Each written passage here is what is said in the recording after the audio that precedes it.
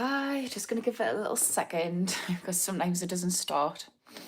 Hi, my name is Ashley and I'm an addictions therapist. And today I'm going to be talking about how to get the confidence to go for support and help if you're in active addiction.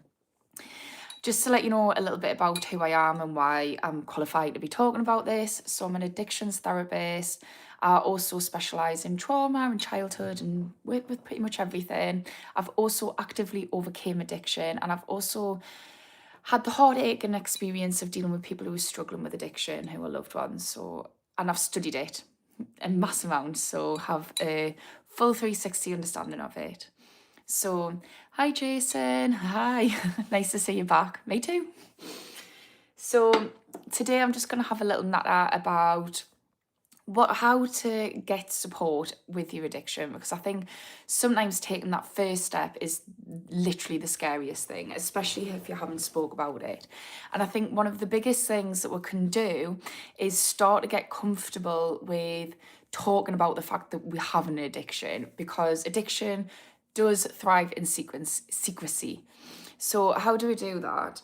First of all, open up to somebody who you trust. And if it's not somebody who you know and you trust because you don't feel like you can, phone up and start speaking to somebody in the Samaritans about it, or just go to an online AA group or DA group, or I don't know what essay group, whatever it is, gambling group, and just sit there and listen to people. But it's all about just getting comfortable about speaking about it. And that might even just be journaling about it to yourself. It's really important that we just get comfortable with saying, okay, I'm struggling, and that's okay. And the more that you get comfortable talking about it, the better it'll be. This is also a double-edged sword, because not only will you get comfortable enough to reach out for that support, but also you'll start to break down the shame. Because as soon as we say, okay, I'm struggling, and we start being compassionate towards ourselves, we stop blaming ourselves in secrecy like it's some dirty little secret that we don't want people to know, and we start to see that actually people's responses, the right people, are actually going to be super supportive and helpful. Hi, I'm just gonna say what people are saying. Hi, psychedelic. Hi, Jason again. Mick Dark Knight. Can I get a shout out, please? My mum is kind of homeless. Of course, you can get a shout out. What would you like us to shout out? I answer every comment, by the way, so that was inevitable. But yeah, I'm really sorry to hear that your mum is kind of homeless. What does kind of homeless mean? Oh, thank you, Jason. Your username, McDark Knight, shout out, who is wanting some support because his mum is kind of homeless. So yeah. Koi Big, hi, nice to see you. Thanks everyone for coming back as well, because I'm noticing there's familiar faces, which is always nice. So just anybody, I'm good, thank you. I've been feeling quite unwell the last couple of days. I feel like my immune system is just shot. So like every time I get better, I'm catching some other bug. So I'm in that cycle at the moment.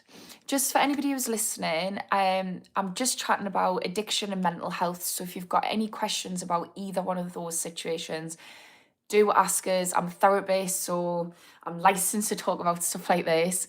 And I'm just trying to support people. And I think addiction and addiction and mental health is two sides of the same coin. So I'm happy to support anyone with everything. Weird name, sorry. It's all right. I have a porn addiction, Jay. Hi, that is honestly so bloody common. And do you know what it is? There was somebody who commented on some of my content today about having a porn addiction. And I was saying like it's so good when people are actually having the confidence to talk about it, because I think you've got sex, especially in the West, is a taboo, and then addiction is a taboo, and I think having the two together is actually something that a lot of people really struggle to get the right support for as well. So I think the more people who are being open about it, the better. But yeah, would you like some support, Jay? Because I've got a couple of spots left. So I'm doing a free addiction group for people who are in active addiction and need some support. And if you'd like to join that, just let us know and I'll tell you how to go about that. or if not, if you've got some specific questions, I'll answer. But in general, if what's quite good is, so I'm talking about like active addiction. Yeah, 2 seconds, Koi. Yeah, so I'm talking about active addiction, and obviously the first thing is to be open and honest like you have been, but there's like quite a few techniques that we can do, which I can talk about if you'd like some support with that. But equally, I think it's all about building up self-love and building up a relationship with yourself and working on resilience. And I can give some tips on how to build that resilience. But just to answer Koi Big, I'm just going to call you Koi. Do you have any addictions yourself? I don't. I've just stumbled on your videos. So I don't, well, I vape, so I do have an active addiction. I was just going to say I don't have any active addictions. That's a lie. But I used to have a ketamine addiction, and yeah, and I just was addicted to mind altering substances. My psychiatrist just being in an altered state of mind, basically. Amina, hi. Psychedelic. I would join if I can. Can you talk more about it? How I can join and which art support it will be? What do you mean by art support? Psychedelic. So basically, though, if anyone's watching and they've got active addiction, because I think this is what psychedelic's talking about, I recognise that coming online, however many nights a week, is helpful to some degree, and I will answer questions. Although, if you do have a question, do ask, just try and be specific. I'll answer questions, but I do recognise that some people who are in active addiction or who are struggling to sustain recovery might need some more one-to-one support, so I'm doing free groups for those people. Yeah, and so I'm doing some one-to-one sessions if people are in dire straits, but that's more of an ethical thing. Koi, I hope you've got better now. Yeah, I just one of them where I just keep getting a bit better and then get hit with something else. But do you know what it is? I always say this, if I can get over addiction and I can do childbirth, I can literally do anything. I can handle a measly cold. So it's all good. um, is it is it likely to go to therapy for somebody asking you to get oh don't want questions like that, Ellie. So are you Irish, Patrick? I'm not. I'm from Newcastle in England. Geordie, Northerner. Are you Irish? Because Patrick's quite an Irish name. So going back, while anybody asks us some questions. So going back to how can we build resilience? So if we're in active addiction and we're struggling to stop, and maybe you've set yourself that date so many times where you're like, I'm gonna stop, tomorrow's gonna be the day, and then tomorrow comes and we just don't. We've all been there. And maybe you're feeling a little bit defeated. So one thing that I would suggest that you can do is start to build up resilience. So that might look like whatever the addiction is, trying to gain a little bit of control. So see it like a trajectory of little wins that you're stacking up, which are creating and carving a path out of the addiction into sustainable recovery. So sometimes sustainable recovery isn't always achieved by just going cold turkey, especially not as well if it's alcohol or benzocaines that you're addicted to, because that can be quite dangerous, sometimes fatal. But sometimes what it might look like for some people, and what my recovery looked like as well, was just stacking up little wins and just guiding yourself out. So that looks like getting a bit of control. So we've had someone talking about porn addiction. So maybe there's certain times where you're most likely to engage in the porn addiction or any addiction, because we tend to be quite habitual with addiction. So that's why if you go to work, you might not be thinking about it when you're at work, but then as soon as you come home, the first thing you want to do is whatever your addiction is, because it's very habitual, it's very automatic in our thought patterns. So the first ones to tackle are the habits. So say for instance, I did this when I used to smoke cigarettes. The first cigarette I'd have of the day was when I got in my car to go to work. So that was the cigarette that I thought, right, I'm not going to have it now. And it's not about saying never. It's just about gaining that little bit of control, setting yourself up so that you're not going to fail, and then celebrating the win so that you can be like, actually, I can get past a craving. I can do this. And taking away that never can be so helpful in this process, especially if you're struggling to get that control in the first place. So that might look like, oh, sorry, I've just got a few messages come through. I will answer them, so give us a second. So getting rid of the core habit ones first, and then saying, right, I'm not going to do it now, but I'll do it when I get to work. I'll have a cigarette, or I'll wait until my first break. Or if it's porn and maybe it's something, it's the first thing you do when you wake up. It's like, no, I'm not going to do it when I wake up. I'm going to go and do something different for half an hour, maybe go to the gym or something positive, and then do it after. So that helps you build resilience, and it's super important that you're praising yourself after this. I'll go back to some other ways of building resilience as well, but I'll just answer some questions. Yeah, you are Irish. I thought so. Patrick's quite an Irish name. It's a cool name. You're from Newcastle as well, Coy. I like that. We've got some fellow Geordies in the group. I'm not addicted to anything other than scrolling, just procrastinating.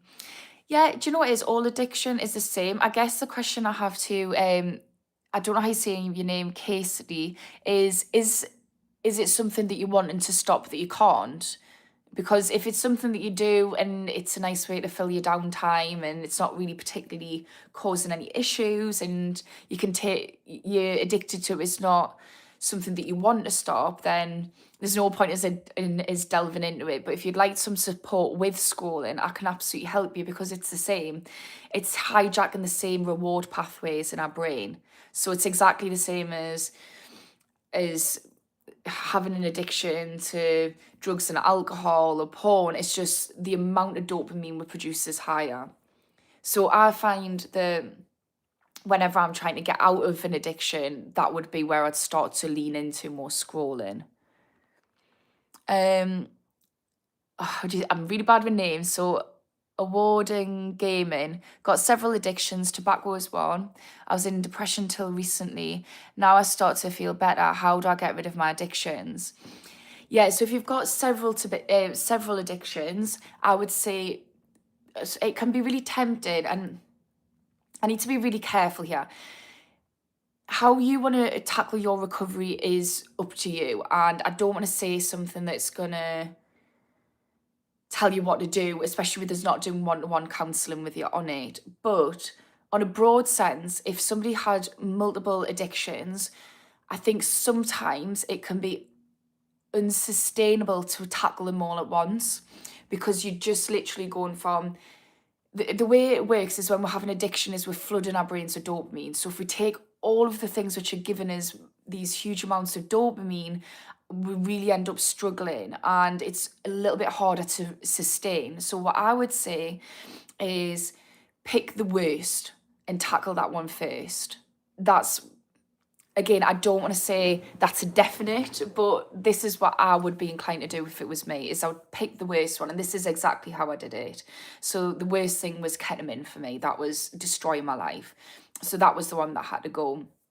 What's important with that is when we do get rid of one addiction, that we prepare ourselves for the fact that we're going to feel a dip in mood and it's going to be difficult, it's going to affect our sleep, etc. So try and do something positive.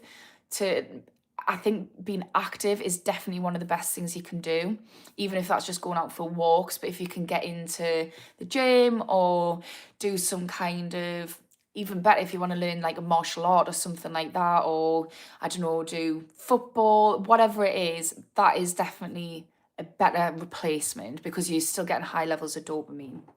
But even just going out for walks is good. So get rid of the worst one, replace it with something positive. The next thing I would do is the other addictions you've got is I would make sure that you're not leaning into it. So this is where you're going to be exercising some control. And the way that you don't lean into it, because you don't want to amplify the other ones and them get worse, is think about, okay, kind of assess, like, am I checking, am I leaning into this more and trying to get that control, but also having a list, like a dopamine list. So if we think about addiction, one of the key things is it's our reward pathways in our brain, and it's dopamine which we're craving. We're craving this. Dopamine is something that motivates us to get pleasure. So we're craving that dopamine. So what is good to have is a dopamine replacement list. And these are things that bring you joy, that you enjoy. So I know that you said you were depressed until recently. I'm sure there's some things that you've been doing actively which is helping you move away from that addiction. So lean into those positive things more. And if you don't have many things on the list, try and get inventive. Even use AI to help you think of some stuff. But or maybe lean into things that you used to enjoy when you were a kid. So that's where I would say I would tackle that. I'm going to go into some more resilience stuff, which is going to help you as well, but I'm just going to weave it in throughout the night. So stay tuned. But I'm going to answer some other people's questions just so that everyone's getting a fair, just a fair shot. And if I just bear with this because I'm trying to go down everyone's comments. Virgo, what was that I replied to? What does Virgo mean? You support a football club, just curious. Yeah, I'm not massively into football now. I used to be. I used to be in the Magpie Club and I used to share season tickets with my family. But I really enjoy going to football matches. I don't really enjoy sitting there watching football. Hi, baby Joker, or back Joker. I don't know how you say that. Yes, I should be doing bookkeeping and administration, but YouTube Shorts burns a lot of time. So yeah, so leaning back into the dopamine list is really good. Try and exercise some control. So with scrolling, what can be good is we reduce down. So this is another way that we can do it with addiction. So instead of going completely cold turkey, we can reduce down. So getting conscious about it. So that might look like with any addiction, but with specific to your question around social media, is set a timer and just try and say, right, when this timer goes off, I am going to stop, and make a point of stopping, because then you're showing your brain, actually, I'm in control of this. It's not in control of me. Another thing is make it so it's an automatic thing. So what happens is when you're doom scrolling, what you'll find is, correct as if I'm wrong, but this is my experience and I feel like it's a lot of people's experience, is you'll be doom scrolling and all of a sudden you'll be on your phone and you'll think, when did I even pick my phone up and start doom scrolling? You're doing it so automatically. So adding a circuit breaker is really good, because what it does is it allows you to engage your rational part of your brain, which is your prefrontal cortex, which is responsible for impulse control.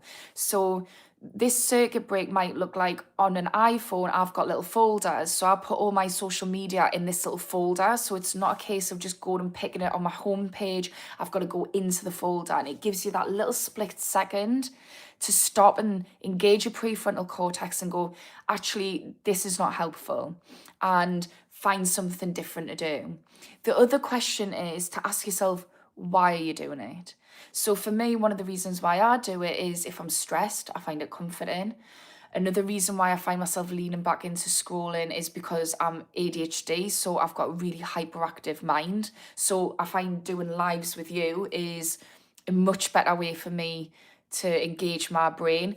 But also I think, okay, podcasts are better because I'm still focusing my ADHD brain on something, but it's something that's productive because I'm learning things, and I watch ones about my body and health and all these different things. So it's actually beneficial. Whereas I think with doom scrolling, it's not so much beneficial, it's more just, I just come away feeling depressed from it.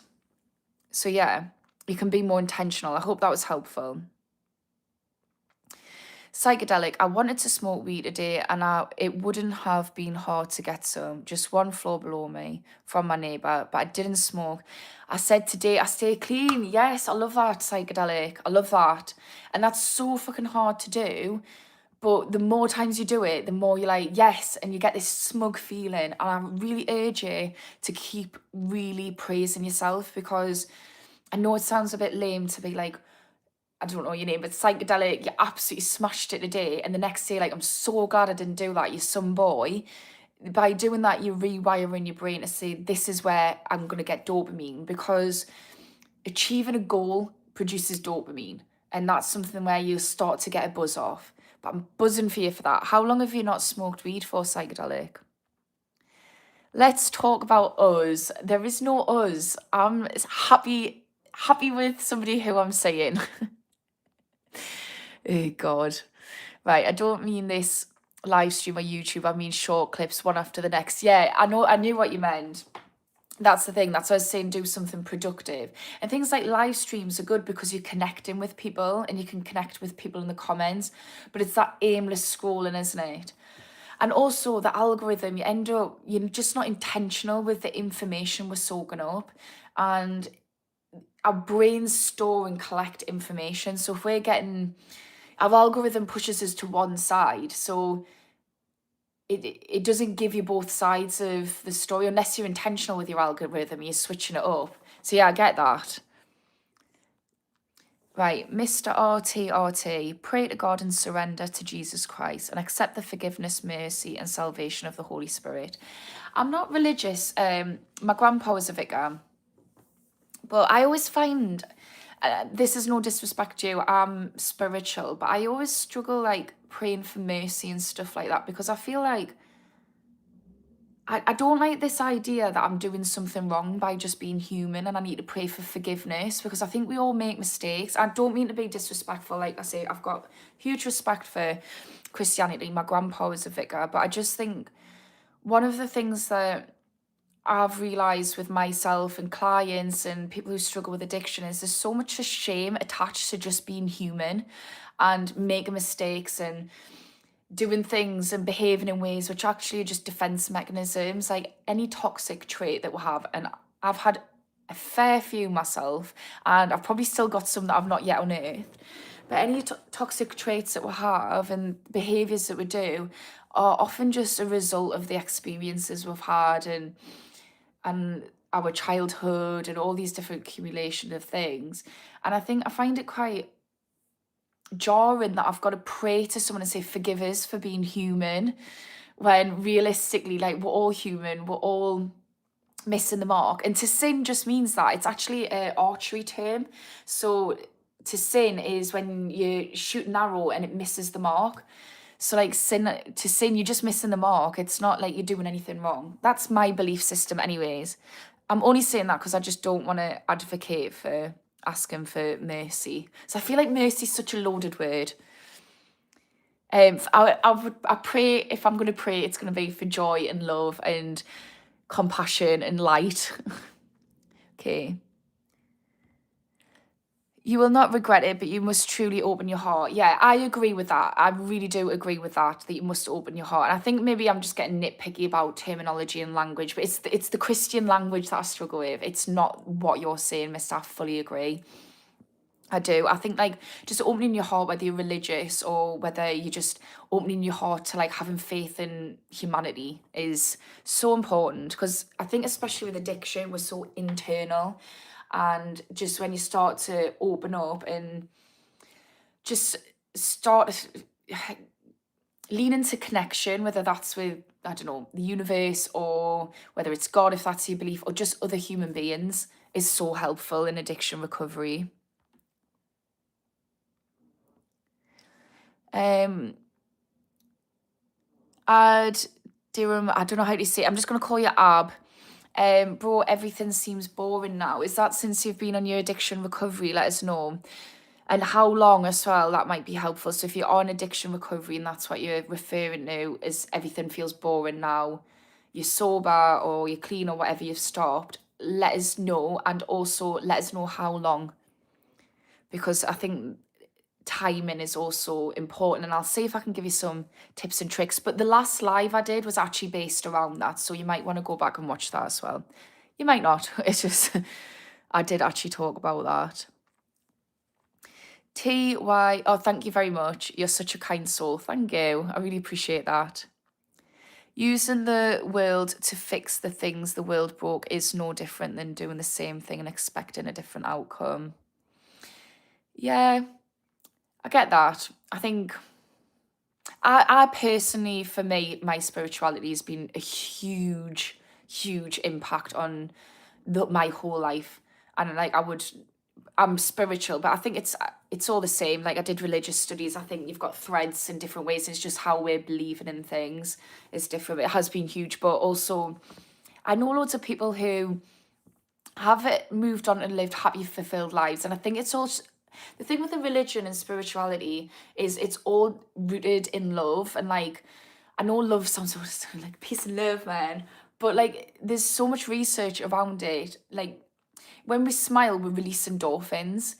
Like, acts of service or just smiling at other people or doing acts of kindness, like good deeds, we actually flood our brains with oxytocin, all these like neurotransmitters, which actually improve the quality of our life.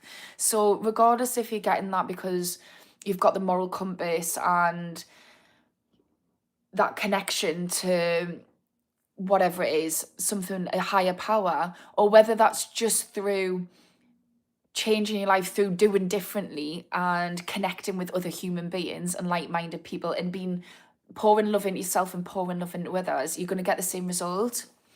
But interestingly, very interestingly, there is a lot of research which shows that the same reward, like the same parts of our brain that light up when we put somebody in a brain scan who's got an addiction, is exactly the same regions of the brain that lights up when somebody's doing prayer.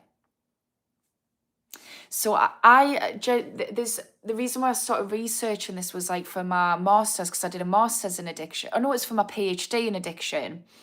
And what I was interested in is why do so many people from AA groups or DA groups, like the religious support group, why do so many people turn religious or spiritual? And I started looking into that, and it's like this really interesting studies which showed this. So maybe being religious and spiritual is a key component because you're going to be lighting up the same parts of your brain that you are with addiction. So, but I just put that out there. Like I say, not here to push faith onto anyone though, but I think it's interesting to talk about. Coy, fair enough. My family's Scottish, so I'm Celtic fan, but because of school, I really like Newcastle United and go to some games. Also, you seem really nice and down to earth, so fair play. Keep doing what you're doing. Thanks, Coy. I really like that. Yeah, I loved going to Newcastle games. I haven't been in ages. Actually, I went to see my friend. My friend's partner works for Man City, and I went to see Man City and Newcastle play. I took my son to his first football match, and we got beat. And I was undercover in the City fans, and it was just torture.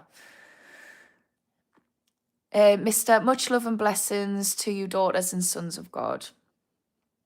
That is very nice. It's not a name, it's for making things in craft work. Oh, right. I didn't know about that. So something to lead in. Yeah, do you know what it is? Like things that you enjoy or leaning into things that you enjoy. If you've already got hobbies and interests, like heavily lean into them in addiction recovery. And if you don't, like the world is your oyster. I've recently started jiu-jitsu about June, July, August, September, October, November. So nearly 6 months ago. I absolutely love it. It's so great and everyone's lush and helps each other out. So like just try new things out. Right. Psychedelic, how can I handle not to take weed if my neighbour got one floor below me stuff? Yeah, that's really hard because it's a trigger. It is really difficult. I'm going through, so I decided to cut alcohol out, and I did it for about a year, not that long ago. And the thing is, I just removed all triggers. Then I started again, and no, I'd never drank. I wasn't drinking like terribly. It just problematic with alcohol. So I started again, and then I've decided to stop. But this time I'm around people who drink, and it is difficult to do it without triggers. The thing is, for me, you've got to make the risk worse than the reward. So if you sit there, so when we're impulsively wanting to do something, which is like in your case weed, for my case it was alcohol, what happens is your emotional part of your brain is firing up, and it's like very impulsive when we're acting from emotions and we're emotionally dysregulated, especially when we're putting cravings in. And I'm going to give you a tip to handle cravings after this. But when we're throwing cravings in the mix, it's really hard to emotionally regulate yourself. However, if we do go to sit there and just do a breath, so like calm your nervous system down, and then say, right, what is the risk that I'm going to be taking, and do this before it. So try and think about these things before you're in a position where you're dealing with a craving, because if you're dealing with a craving and then you're trying to come up with a tool to help you in that moment, it's like trying to learn how to swim in a storm, in a hurricane. It's not going to happen. Do you know what I mean? You're just going to be frantic. So beforehand, write a list of all the reasons why it's good. So be honest with yourself. Why is it good? What do I get out of it? And the short-term and long-term benefits of smoking weed, or whatever addiction it is. So if somebody's listening, you can apply this to any addiction. And then do the short-term and long-term benefits of not doing it. And just compare them and just keep adding to them. And the reason why it's important to look at the benefits of it and the pros and cons, basically. The reason why we look at the benefits of them is because that can give you insight of why you're doing it. So for me, I'm trying to remember what my benefits, because I did this for ketamine, what the benefits was. So for me, it allowed us to feel calm. So when you realize, okay, and you're honest with yourself and you say, I do it because I'm in pain, or you do it because you're bored, or because it calms my brain down, or whatever the reason, you can start to say, okay, what can I do which is going to be more beneficial and not involve all these cons? So you start to like map out something that's going to be more beneficial.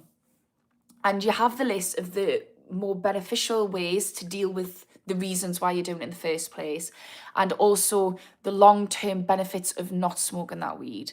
And have it somewhere to hand. Like literally, I've got like a whiteboard here. It's got my son's scribbles on it, but have it on a little whiteboard or anything, and so you can lean into it, or on the notes on your phone or whatever it is. Do a breath when you're starting to feel dysregulated and you're having that craving, and then read it out to yourself, because you're going to be engaging the long-term part of your brain, because we're thinking about long-term goals. You're going to have a list of things that you can do instead. Do one of them, pick one of them off. And also you're engaging the part of your brain which is responsible for impulse control. So yeah, and as always, praise yourself.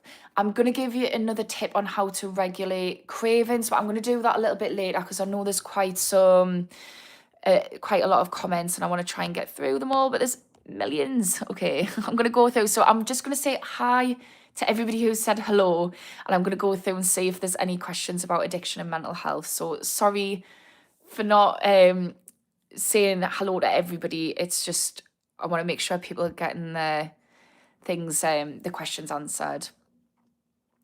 One of the humans, I'm touched by the ADHD too. Yeah, I've got ADHD and TISM. Oh, it makes all of this so much harder. It really does. It really, really does. ADHD and addictions go together nicely, unfortunately. Yeah, it really does, because you're at a dopamine deficit. And what do drugs and alcohol and any addictive behaviour do? Give us dopamine. So why do you think they're giving us amphetamines and methamphetamines? I know there's slightly one molecule off, etc. But why do you think they prescribing as legal drugs for ADHD? It is harder, but I will say, as somebody who has ADHD, bipolar and autism, it is possible. It is possible. You've just got to you've got to accept I'm at a dopamine deficit.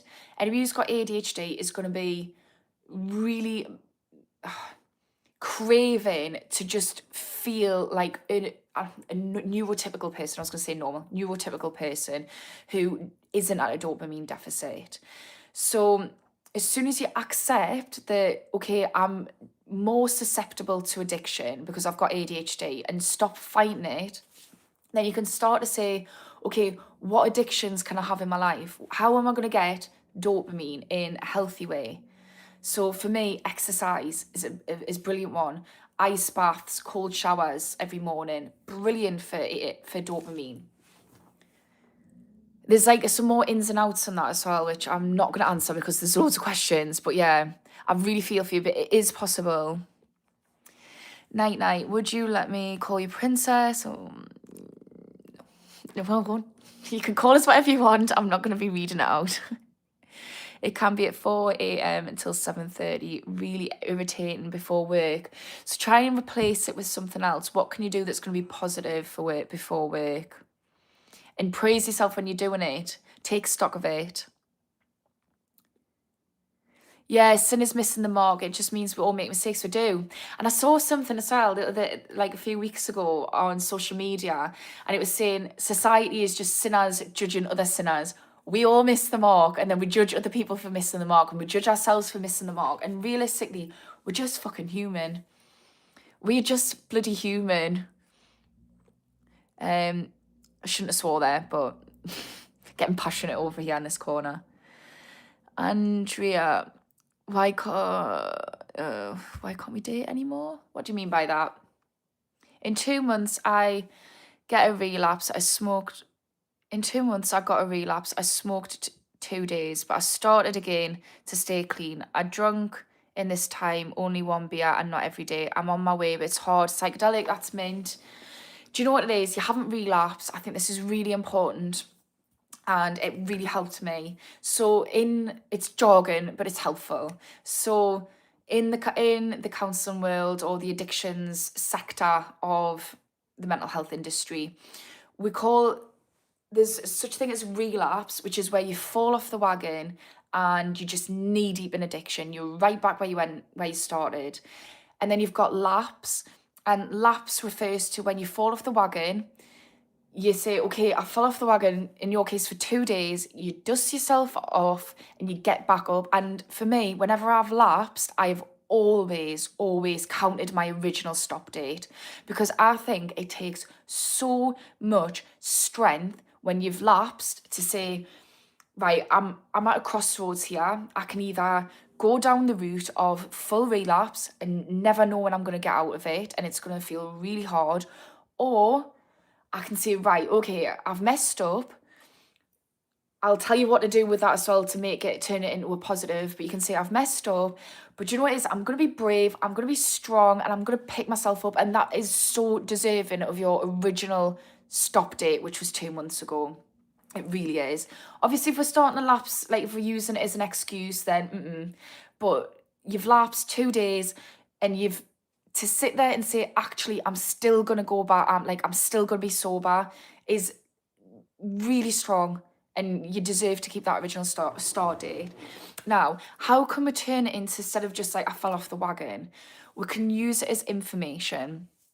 So what does that look like? So if we lapse, instead of going, oh, right, I'm just going to submit and give in to the addiction because that's what the addicted brain wants us to do. That little voice, that little alter ego, it wants us to just, oh, well, you fell off the wagon, fuck it.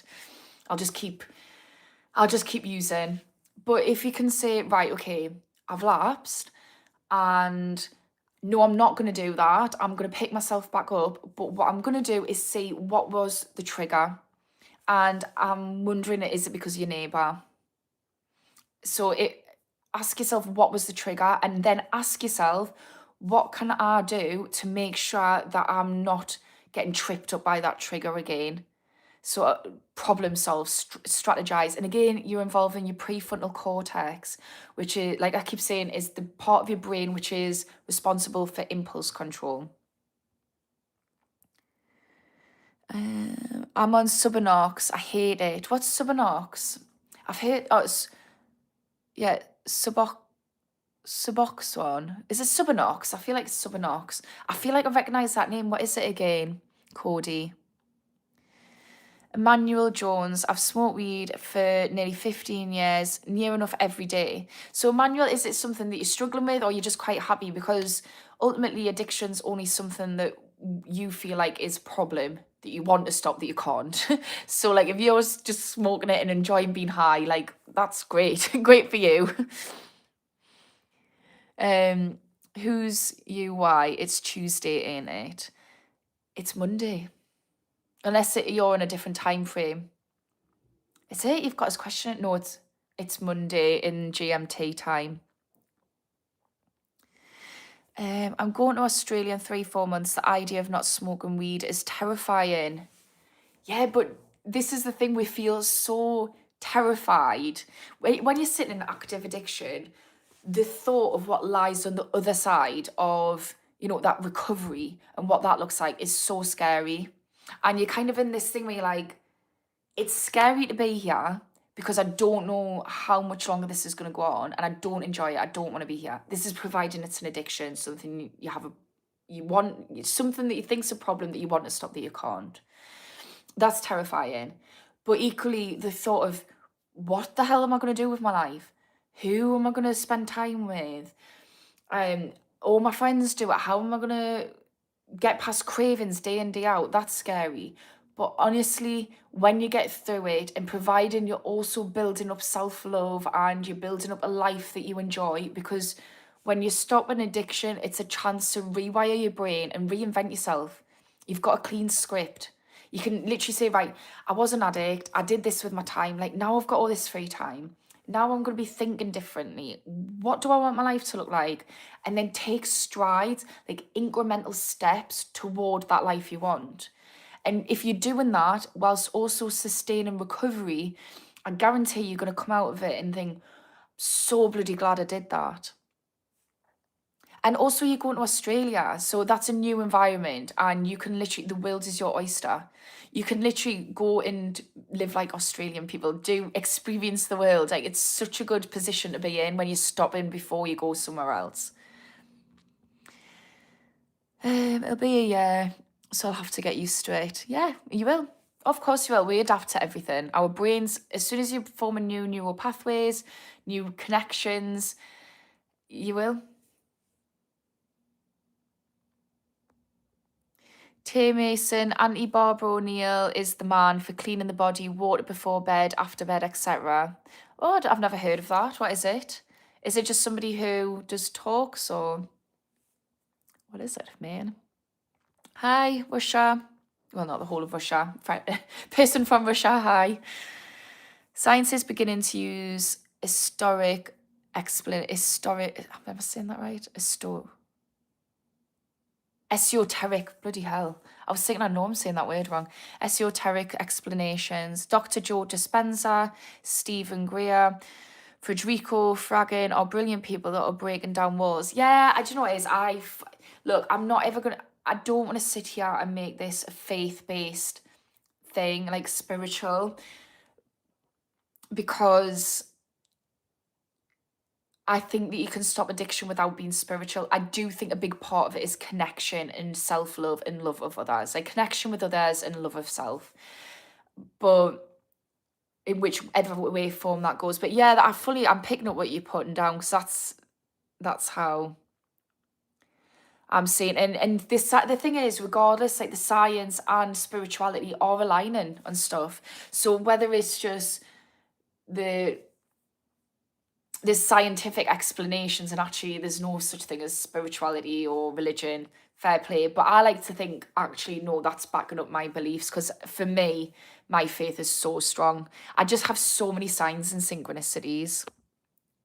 And the more I just like let go and let the universe tell us what to do, the more my life just gets better.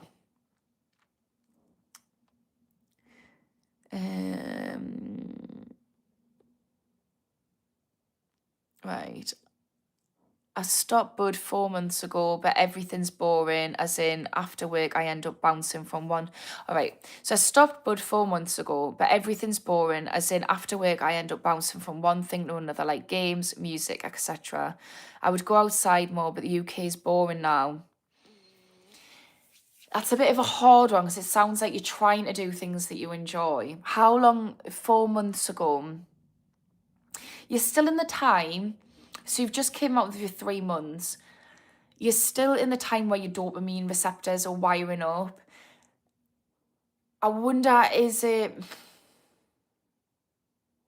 something that you're doing that you really enjoy? Because for me, if you can find something that you really lights you up, and that might be an exploration of different things, so that you find something that brings you like, this is my jam, and then you can lean into whatever your jam is, and you'll start to get swept up in that. Would be my piece of advice. I would say something you're not bored in. So like I keep talking about jiu-jitsu, that's my thing. I'm also like massively into like tarot and astrology, so it's another thing. Obviously, these are my things, whatever your things are will be different.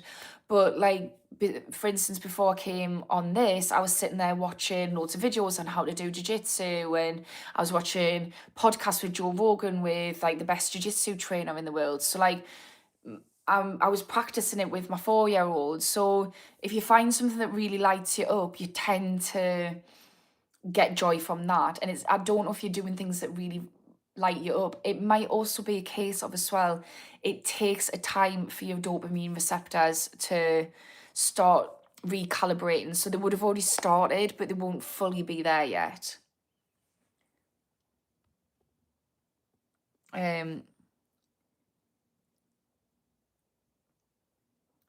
Maintaining joy, yes. Not trying to be happy or clingy to bliss. It's a simple enjoyment. Yeah, just contentment. I think though, when we're in earlier stages of recovery, it's important to find the joy. And then when we start to get a buzz on life again, then we can start to introduce more peace and contentment. And, you know, do that alongside it. So I found things that I really enjoyed. So tarot, spirituality really helped me because I found something that I was passionate about.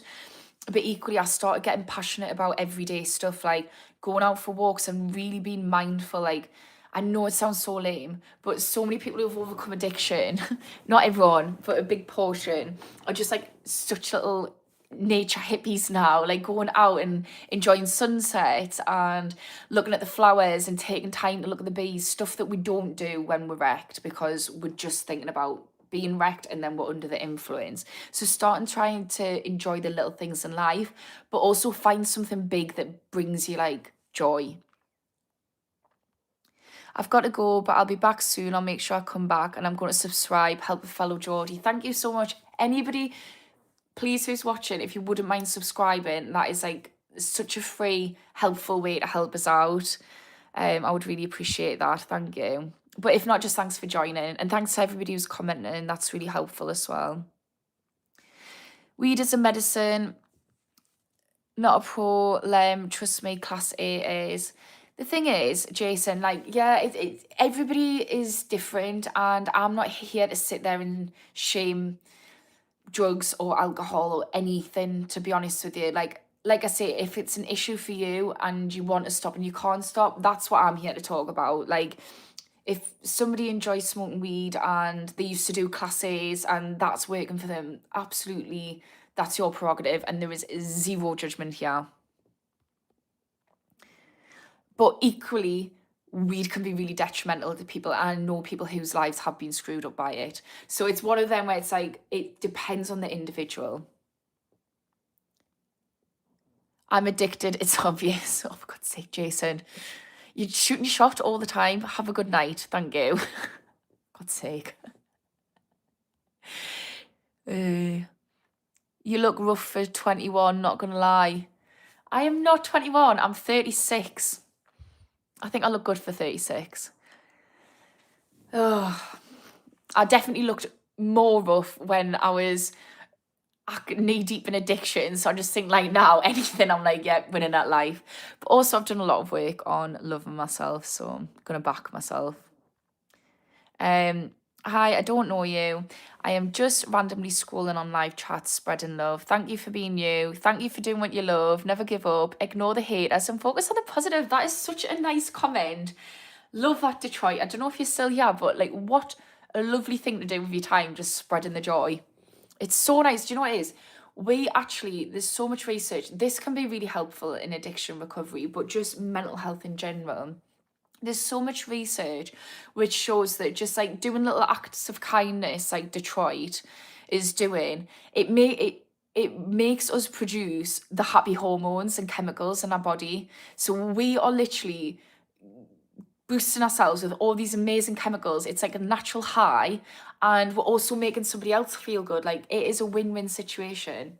Like stuff like that, or just smiling to somebody, talking to that old person who's on the bus who you can clearly see doesn't speak to anybody or hardly speak to anybody. It's just you're doing little tiny things which aren't hard, but you're just like boosting your own natural high, literally getting high off life.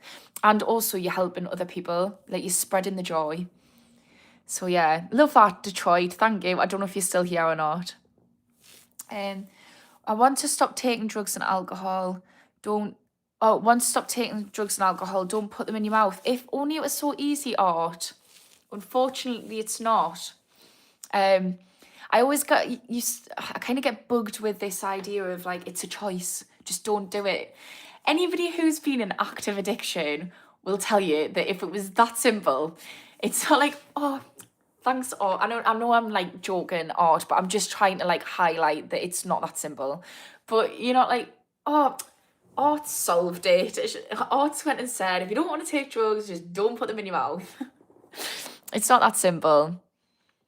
But yeah, I get what you mean, the logistics, but reality. Tay Mason. Commonwealth Crown governments mess with our heads through coercive educational language and processed foods. Yeah, processed food. I fully agree. These are just little things that you can do as well. Is again, if you think about addiction recovery, even just coming out of addiction, the sustainable recovery is the bit we've got to get past. And this is where you've got a couple of people tonight who are in recovery. We've had somebody who's laughs, we've got somebody who's bored. One of the things that we can do, it's not just about, okay, I'm going to stop the thing, as much as Art thinks it's just don't put it in your mouth. But once you're just not putting it in your mouth or up your nose, whatever you're doing, what then begins to happen is you've still got to sustain it, and you've got to replace the lifestyle that you had with it. And some of the best things that you can do is start to look after your body, just little incremental changes where you're improving your life and your quality of life. So that might be doing little acts of kindness. That's really good for you. And it's good for your immune system as well. I forgot to say that. Or it might be, I'm going to do mindfulness, or I'm going to cut out processed foods. I'm going to try and learn how to cook. Whatever it is, just doing, I'm going to go do exercise, even NEAT training, which is literally, I can't remember what the words are, but it just means like walking and gardening, like exercise where it's not high intensity, it's just movement is really good for you. So just trying to get more movement into your day. And all these different like health benefits that you're doing are going to help you in sustainable recovery, because you start to feel better in yourself. Like if you aren't getting the right amount of sleep, you're not eating well, and you're not active in your life, like you are going to feel like rubbish. Like so much of mental health can be not necessarily resolved, although in some cases resolved, in other cases better managed just through looking after those three things. And I know they're so hard and boring, especially if you're like me and you've got ADHD, but just doing little incremental steps to improve those three things is gonna really make improvements in your life, in your mental health, in your well-being, and your positivity and your energy. So yeah. Nose ring is a juvenile beginning for negative attention. I got my nose pierced when I was in the middle of a psychotic episode, but I did do it for a reason. So one of the things I really struggled with was body image. and I really had such a negative view of myself. And one of the things I didn't like is my nose. So this is like younger me. And I've done so much work on just learning to love myself unconditionally. And part of that is I got that tattoo, that piercing, because I wanted to draw emphasis onto my nose, because I thought, do you know what it is? I actually don't care about my nose, and actually I'm going to draw attention to something as a reminder of how far I've came, because I used to hate my nose. And now I'm like, look at my nose more. Look at that big, beautiful, bumpy nose. So yeah, it's not juvenile. I think it's just something that did for me. And also, I'm not going to give you any more attention at all, but say stop being victim to your bad choices. Like, I think, again, sometimes when we look at healing, I think this is a good point that art's making, is about stop being victim to bad choices. And I think one of the things that I used to do when I was first in my recovery and I first dealing with my mental health is I was very much in this victim mindset. And it was such a natural part of the process, by the way. Like, we start acknowledging and becoming conscious of what's going on. Then we feel victim to it. The next step is going into surviving. Okay, I've survived, so I'm going to let it go. I'm going to put it to bed. It's all part of a process. And then we get into, instead of survivor, we get into survived. Okay, it's so far in the past. So yeah, I do think it's important to stop being victim to your bad choices, but also recognize that it's part of the process. Do I use any medication for ADHD? Thank you for whoever's just liked. I've noticed some people have been liking. I appreciate that. And if anybody's watching who's wasn't here when I asked before, if you could subscribe, that would be so, so helpful. And it's like a free, helpful thing you can do for us. But obviously you don't have to. Do you use medication for ADHD? I did, and I didn't realise I had bipolar, so it triggered manic episodes and I got sectioned. So I don't, and I actually manage it holistically.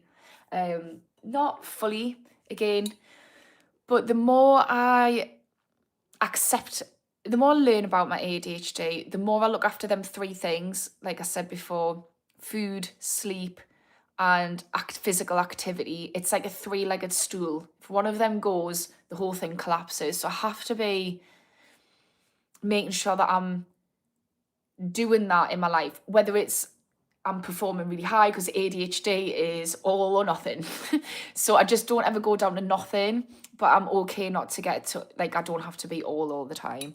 I find that really helpful. And the more I accept the diagnosis but not get limited by the diagnosis, the more it just softens and it's not as prevalent. So labels are a really interesting thing, because as a counsellor, when I was doing my training, we were told to stay away from labels because they can make people feel stuck. But then you've got psychiatrists and psychologists who obviously are very for labels because they're diagnosed. And it's a bit of a grey area in the mental health field. And then I ended up getting diagnosed myself. And what I realised was I already had labels, which was lazy, disorganised, self-centred, interrupts all the time, a chatterbox. So all of them things. And having the diagnosis labels was so helpful. But the problem with it is you need to make sure that you're not using it as a reason to not move past the labels. Like, you need to break out of that box, out of that label box. And you do that by learning as much stuff as you can and coming up with symptoms and scaffolding your weaknesses and honing in on your strengths. Hey there, love the videos. Huge G reaction, told me about you. Keep up the good work. Oh, thank you. I've got somebody who's recommending us. I thought, a little proud moment. Thank you. I need to do more shorts. I haven't been doing them. I've just been focusing on lives. I should do some more.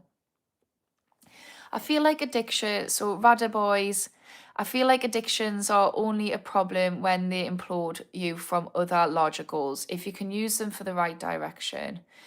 Yeah, like I always say, addiction, sometimes we try and label people with addiction and we're actually wrong. So saying, oh, I don't know, my dad's got an addiction. Like, if he if you've it's up to the individual to decide if you've got an addiction. And I say it all the time, but for those who've just joined, addiction is a problem. So you identify as, I have a problem that I want to stop, that I can't. If it's not something that you're struggling with and you think it adds to your life, and that's fine, each to their own. I ain't no sinner judging another sinner. If you weren't here before, we'll talk about sin is an archery turn for somebody who is missing the mark, and they're judging somebody else for missing the mark. I'm not here to judge, and actually would be quite a hypocrite. Mr. Pancake, big up the follows, 2 times Castle Craig graduate, got a brilliant job and a Japanese wife for 24 years, and I don't know how I did it sometimes. I guess today is a lapse, not a relapse, but the pipe of white. I don't know what you mean by that. Oh, the pipe of white is calling my name. Subscribe. Sorry, I meant to say Subsonox. Bloody autotype. Oh, it's so annoying when you're having them days.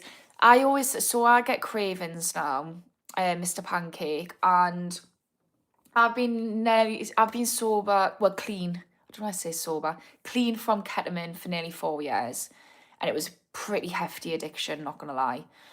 And I get cravings, so I feel like I want to. And what I do is I use it as an opportunity to think about what's going on in my life right now. Because thank you for whoever's given us likes, really appreciate that. And also for the people who've subscribed, I really appreciate that also.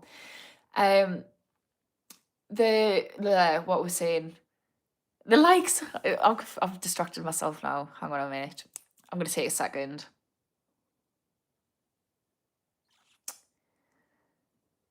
Oh, brain's gone. Right, I'm going to come back to that because I know it'll come back to us. Oh, yeah. So I use it as usually if I'm having a craving now and I'm living a life that I'm happy with, because I'm similar to you, I've got all these different things that I'm really happy with in life. It's because something's out of sync every time. And I'll sit there and I engage my prefrontal cortex. Like I keep saying, that's the part of our brains which is for rational thinking, so analysing, long-term thinking, all of that. And it's also impulse control. So I engage my prefrontal cortex and I rationally think about, why am I experiencing a craving even though life is pretty great? And usually it'll trace as like a little thread to something and pinpoint something in my life which is going to pot. That might be I'm overworking myself. It might be that I'm not eating, sleeping, and doing exercise. It might be that I'm having relationship difficulties, not asking for enough help. Just whatever it is, there's usually something in my life, and I use that as an opportunity. And I'm like, cheers, craving. Now I know what I'm gonna go work on, and just do little steps. Just little steps to improve whatever that situation is, because recovery always comes first.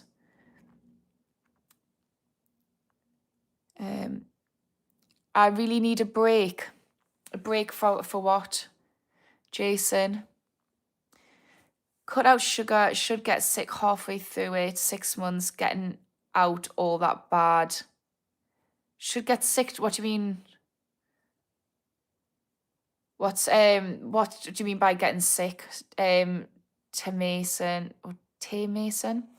Lola, what drug we're talking about? Just all addictions are pretty, anything I'm saying, by the way, I'm answering people's questions, but anything that I'm saying relates to all drugs and alcohol or addiction. It can be social media, it can be gambling, porn, sex workers, alcohol, all different drugs, just whatever. Addiction's all the same, it just has different faces, and everything I'm saying is applicable to everything. I'm so happy to see you on live. Hi, Greenaline. Nice to see you again. Your voice and personality makes me feel grounded and relieves my anxiety. That's so nice. Thank you. That's so nice. I really appreciate that, and I'm glad that that I'm offering that for you. I know what you mean though, because I've got people that I follow, and I just like, as soon as I hear the voice, I just instantly feel calm. I think my brain's associated them with feeling calm. So like I have little things that are certain YouTubers that I go to when I'm feeling anxious and stressed. It's an anchor actually. So, oh, that's something we can do for, right, okay, I'm going to give a tip that's just came to my head for addiction cravings. So, because there's a few people who've said they've spoke about cravings tonight. So, there's a type of therapy. It is and isn't a therapy. It's a bit of it's a one of them, but it's called NLP. You might have heard of it, and it stands for Neuro Linguistic Programming. Essentially, what that means, it's jargon for just like language and the words we use, and just basically reframing our brain. And one of the things that they do is anchoring. It's a little technique where you can anchor something that we do. It gets associated with a state of mind, a state of calm. And it happens the other way around. But if you think about, like, say for instance, there's an ex-partner, you've got boyfriend or girlfriend, and they used to wear perfume or aftershave.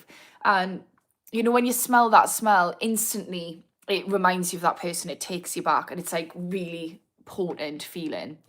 Or maybe there's a holiday song, you know, that song that you were just listening to at a certain time in your life, and instantly you remember what it's like to be there.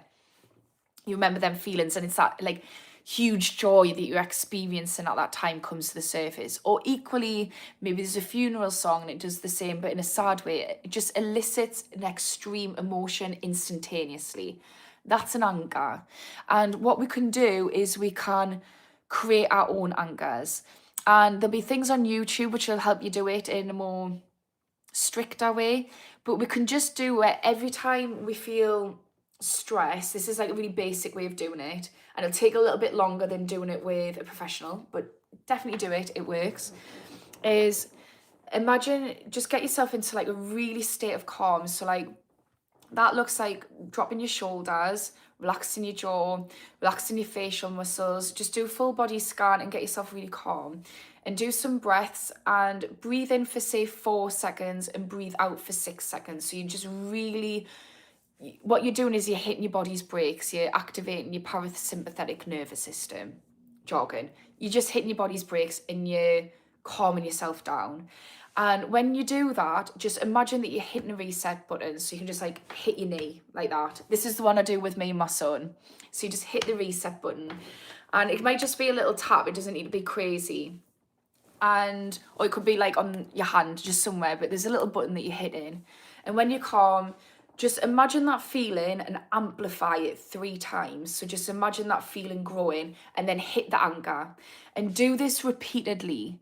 Do it quite a few times, then repeat it the next day, and then repeat it for however many times you remember to repeat it.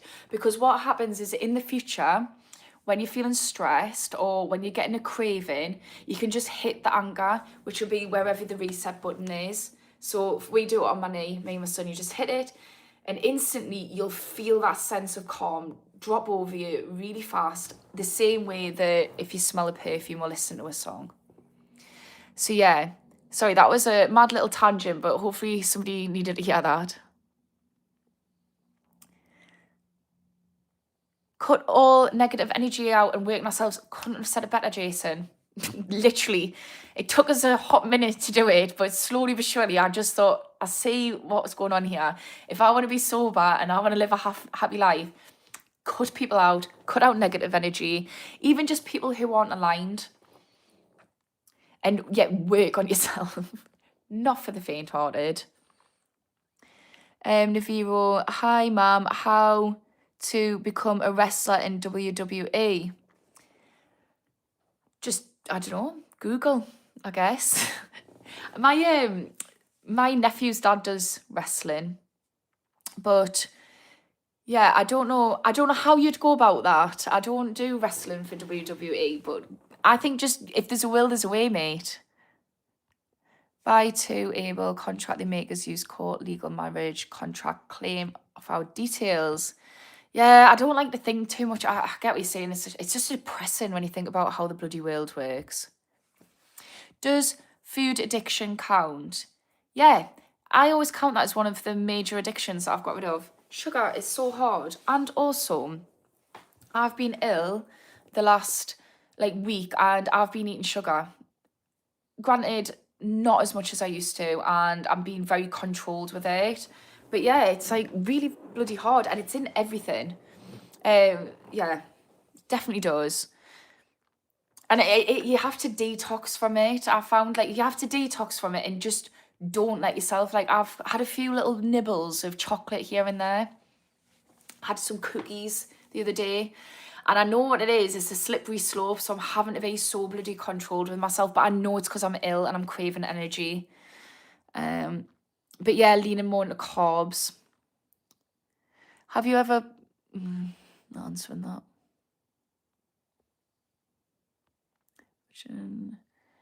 Right, I'm gonna see.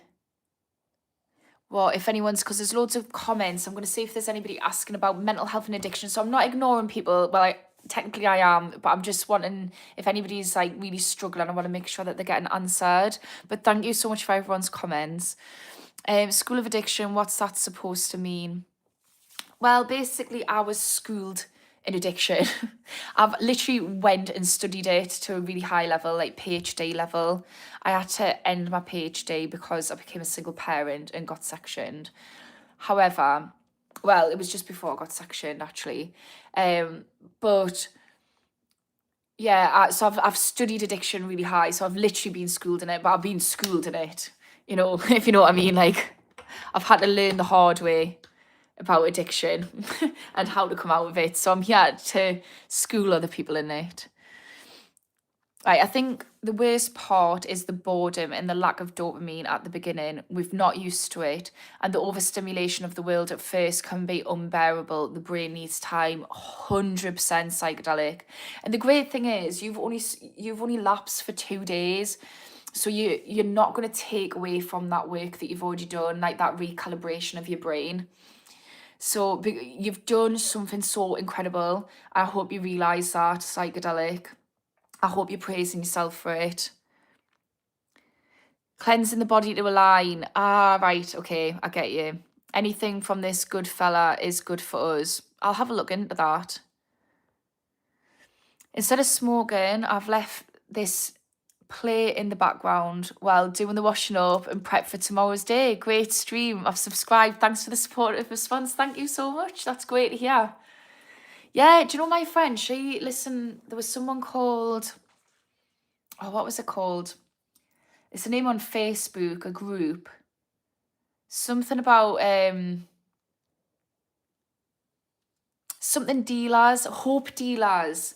And they had like loads of streams like this that they were just constantly on. And she said she just listened to that all the time when she was getting sober from like a really bad addiction.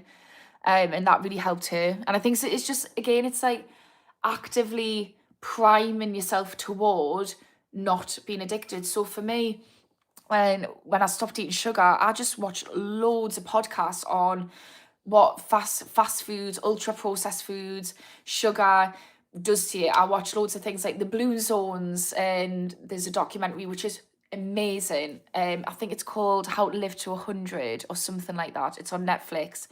Amazing. Just started watching things which are like feeding information to our brains that like it's better not to, and it does help.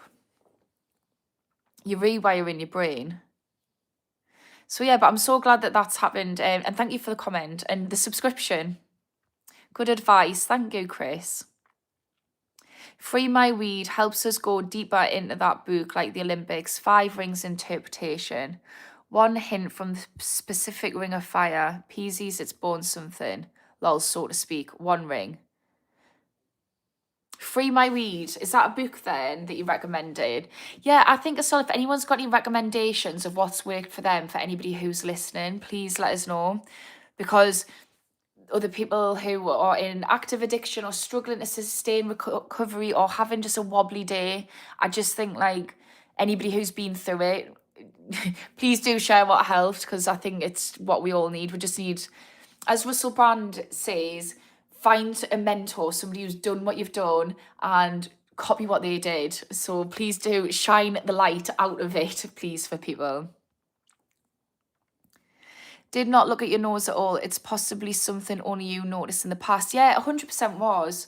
It was like another thing. So I got a tattoo of a heart on my neck, and I had honestly, they were so ridiculous, like these little horrible things I used to put myself down for. But I used to say, I don't like that side of my face.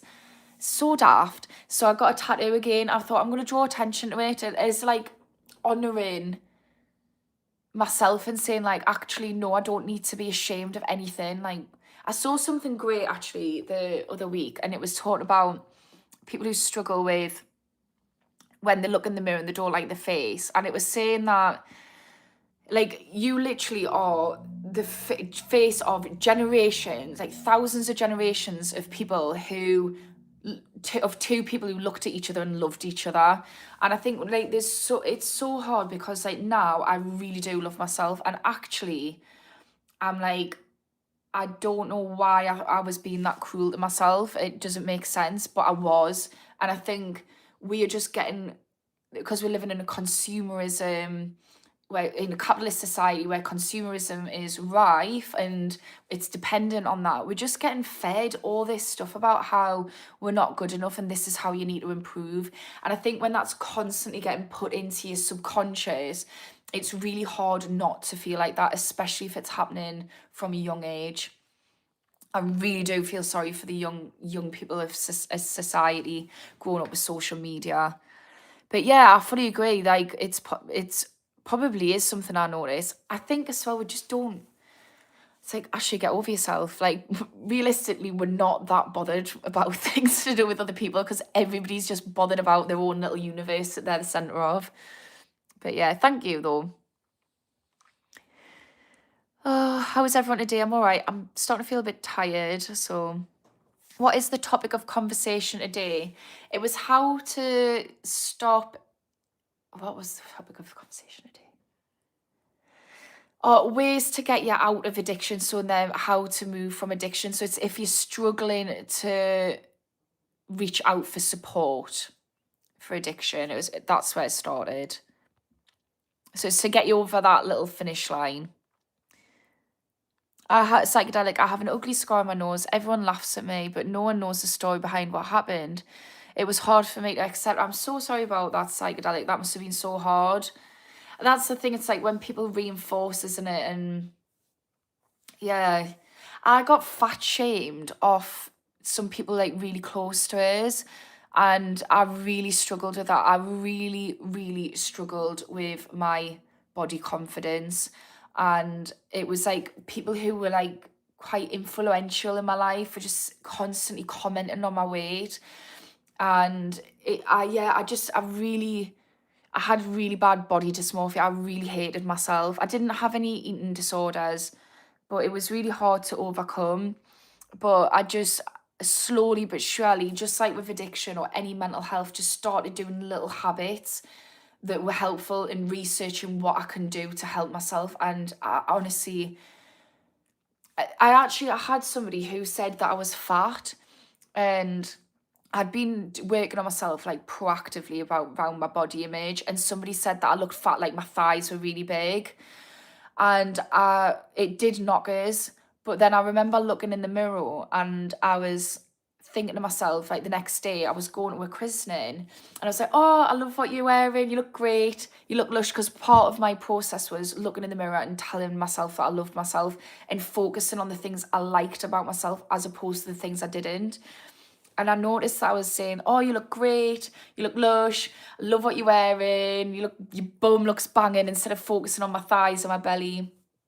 Anyways, it was this like weird out of body moment where I realised, whoa, hang on a minute, you just got called fat yesterday and somebody said about your thighs being massive, and you've been working on yourself, and the fact that you've just looked in the mirror and automatically loved yourself and praised yourself is proof that what you've been doing this last few months has really paid off. Because even when someone's actively saying I look fat, it's not, it's just like reverbing off us. It's like, it was like a little fly on a windscreen. So yeah, I think it really speaks testament to, though, that if we work on ourselves and we continue to work on ourselves, whether that's mental health, addiction, body image, whatever, self-love, if you continuously put in the work, you will see results. because you are literally rewiring your brain. But yeah, I'm sorry to hear that psychedelic. That must have been really hard to deal with. Where you at with it now? Um, right. Why is her English barely understandable? She should move to America and learn actual English. It's because I'm from Newcastle. The further up north in England you get, in fact, in just the UK, the further up north you get, the more ropey the accent gets. Eh.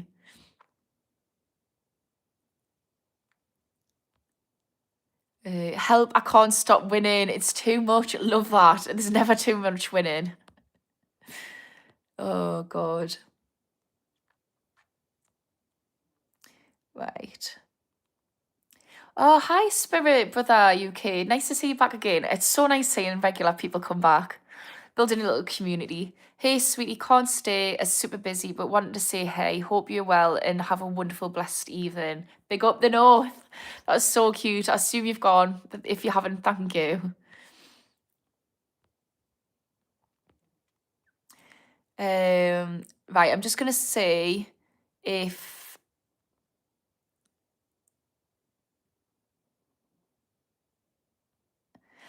somebody's saying junkies are lovely people when they're not junkies. I don't like the word junkies, but not to get pedantic about language. Because I tend to do that sometimes. We're not going to though. I think that this is one of the things I dealt with. I felt like for me, addiction meant that I was a bad person because I was addicted, and actually that's not true. I think to say junkies are lovely whether or not they are junkies, they're still lovely people. Like, and it's just the same way somebody can be a little bit less favourable. But yeah. Just turned back in, well, in for 4 years off the ketamine. Well done, keep going. What's your name, by the way? My name's Ashley. Thank you. Yeah, you couldn't even pay us to go back. Honestly, I've got to that point where, because I think one of the things with recovery is you need to not only work on your recovery, but you also need to work on loving yourself and loving your life. And from the outsider looking in, my life doesn't look that great. You know, I'm a single parent. I've been told I'm not allowed to work for just a stint of time because I got sectioned while they're sorting out my meds. And so, like, I'm on universal credit. I'm a single parent. Like, that looks pretty crap. And I'm a recovering drug addict, and I'm riddled with mental health disorders. On the surface, that sounds awful. I love my life and I love myself so much, and the people I've got in my life are lush because I love myself enough to only have lush people in my life. So I just live like such a happy, blessed life, and yeah. So you actually could not pay me to go back to my addiction. And I always say this: if you're in active addiction or you're in recovery that you're struggling to sustain, this is an inside job. You need to work on loving yourself, and just little steps every day. What can I do to love myself more? And even if you do love yourself, like, you can never love yourself too much. Alcohol baby, I'm the nicest person though. I bet you are. I think most people who struggle with addiction were often healing. We're often self-medicating, like all the research says that, we're self-medicating something, whether that's trauma, little trauma, big trauma. Little trauma isn't undermining trauma, it's just a jargon term for things like neglect or when parents were absent. Pretty generational trauma, to be honest with you. Just things which are like more subconscious. But yeah, often we're self-medicating, and I think people who have struggled with addiction or who have struggled with trauma or struggle with neurodivergence often are so bloody empathetic, because how can you not go through stuff like that and not have empathy for people? I got my first craving today. I am 56 days clean. Yeah, so I've said this already, but use it as an opportunity to think about what was the trigger. Why are you all of a sudden after 56 days, which, by the way, is amazing, smashing it. Very proud, so proud of you. I hope you're bloody proud of yourself. But what do you think it is that's trigger that craving, and use it as an opportunity to either remove the trigger, do something differently to protect yourself from the trigger, or maybe there's something going on in your life, something that's making you feel stressed or anxious, or maybe it's you're not happy in your job, maybe there's you're taking on too much, maybe there's relationship difficulties, something. Oh, I am so tired, guys, and I really want to get through all these, so I'm gonna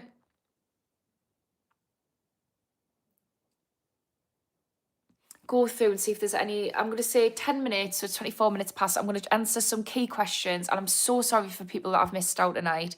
It's just getting more busy than the chat than what I'm used to. So Koi said, just curious again, how old your son? Because you would be really good for him when he's a teen to keep him from drugs and stuff like that. Yeah, so my son's 4, and actually, so my first degree that I did, I specialised in addiction, and I did my dissertation, like research on prevention. And prevention is, ideally prevention is better than obviously having a rupture repair. So for anybody who's got teenagers or who've got young children and they want to be mindful about what's prevention look like, the first thing we need to understand is that drugs and alcohol is normalized. It's called the normalization theory, but a lot of your children and young people are being exposed to them at the very least, if not trying them. A huge proportion of children, of like teenagers, are trying drugs and alcohol, especially weed and alcohol. So we need to first of all accept the reality of that.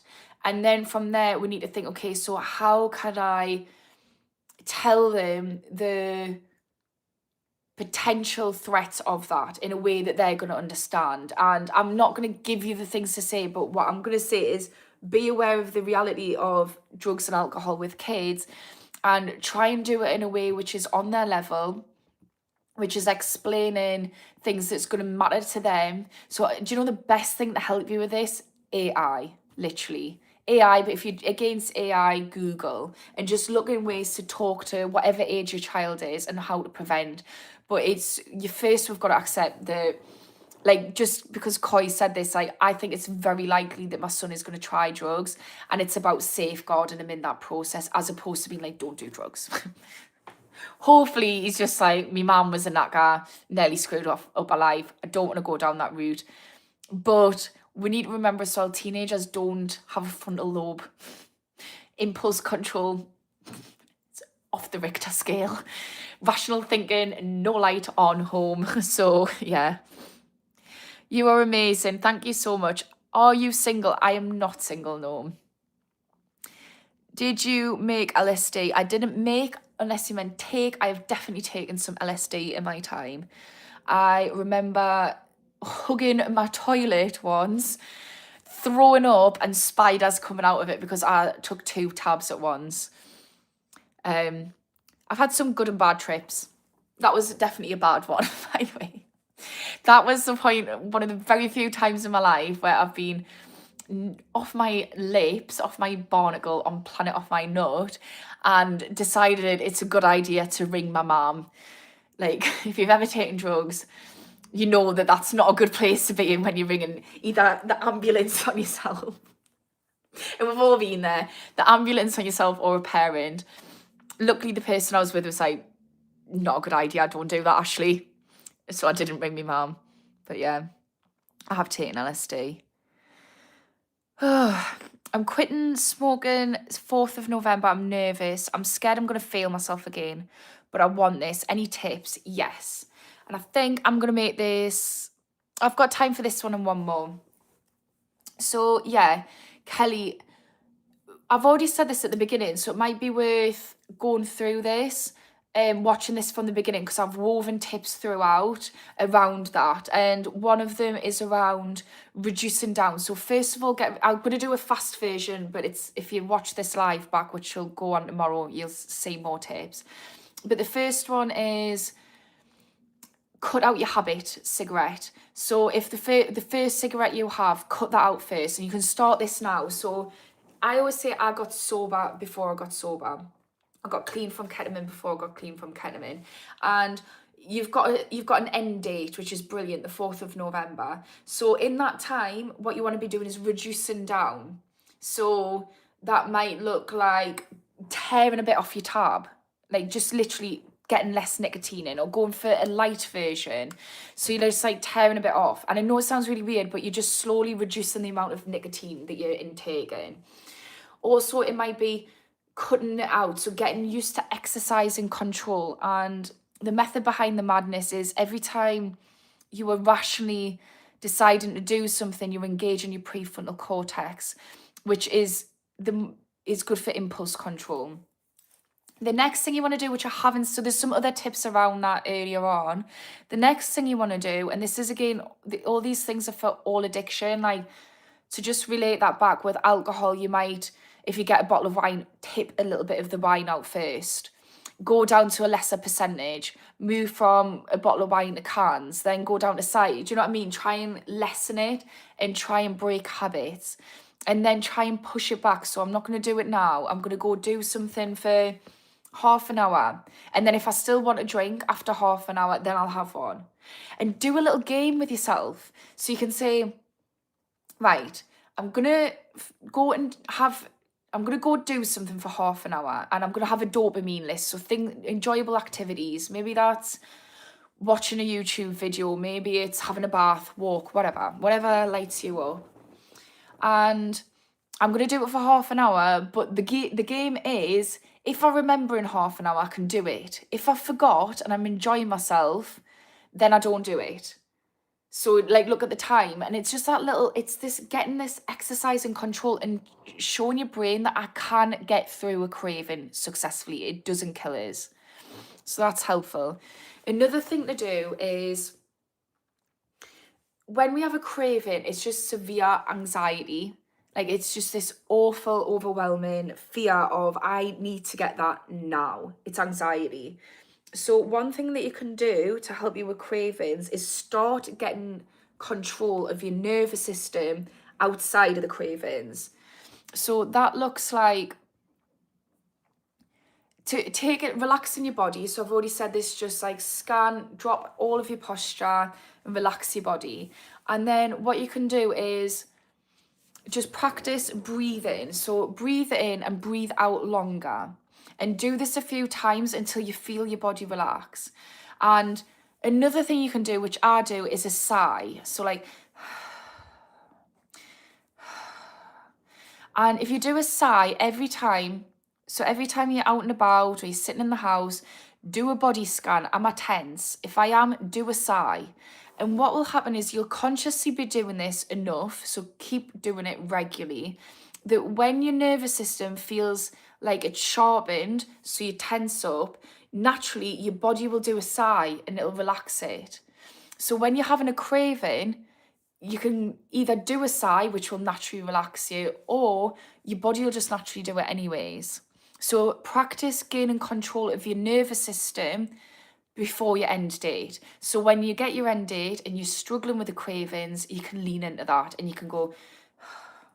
And again, I've already spoke about, if you go back and watch, about how to anger, which is NLP, and that's a technique which you can use as well.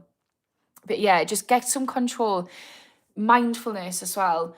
Anything that strengthens your prefrontal cortex will help you, because when we experience addiction, it's all our limbic system which is operating and firing up in our brains, and our amygdala. And what we need to do is, our limbic system is involved in emotional thinking, and it's short-term thinking, and it's impulse. Whereas your prefrontal cortex is the complete opposite. So mindfulness, meditation, these yoga, all the boring stuff that we don't want to do. Go on AI, how can I engage my strengthen my prefrontal cortex, and practice doing that up until your stop date. And again, when you come and have them cravings, you're going to be able to override it with rational thinking, which I've given a few different ideas in the live. Right, I'm going to do one last comment, and I'm so sorry that I didn't get through everyone. The best deterrent my mother did to keep me from doing bad things is her constantly telling me she trusts me to make good decisions. Yes, love that. It is. It's putting confidence and faith into your child and teenagers. And I think one of the things is we often, you're taking the fun out of it as well, aren't you? You're taking the fun out of it. But you're giving them more autonomy. And I think anybody thrives under autonomy. Everybody wants to be trusted. Everybody wants somebody to say, look, I admire you, I respect you, and I trust that you're going to do the right thing. It's instant. It's like, what do you call it? What do you call it? Reverse psychology. But it really works. Like, why tell somebody, oh, don't do this and you're bad and blah, blah, blah. No. So I love that green to lean, and I'm definitely going to remember that. Anyways, I've loved speaking to everyone. Thank you for everybody who's joined. Thank you for everybody who's subscribed. If you haven't, please do. That is so helpful and just a super free way to help us do my thing. And yeah, just thanks very much. And I will be back on, usually I do mornings at 10 a.m. GMT time, but it's the school holidays and it is School of Addiction, and I am a single mom, so school's out. But I will be back on Wednesday evening at 9 p.m. So I look forward to seeing you then, and bye.